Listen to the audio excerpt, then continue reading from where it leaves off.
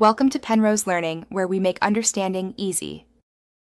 You start by powering down the PC and unplugging the power supply. This protects components.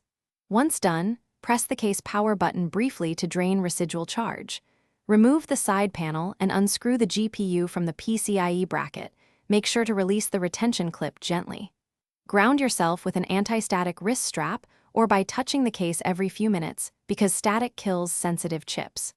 Now pull the card straight out, supporting it by the PCB to avoid bending while you carry it to your workspace.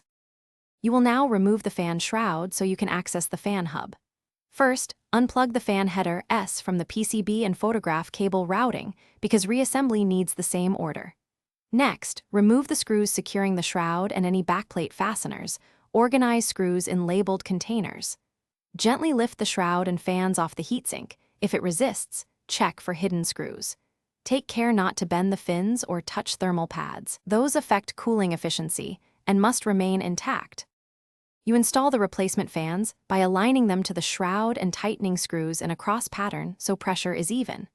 Once mounted, route and reconnect each fan cable to the correct PCB header exactly as photographed. Reassemble the shroud and backplate, torque screws snugly but do not over-tighten. Boot the system on an open bench to check fan spin, RPM in software, and listen for unusual noise. If a fan doesn't spin, check header voltage and connector orientation. Swap header.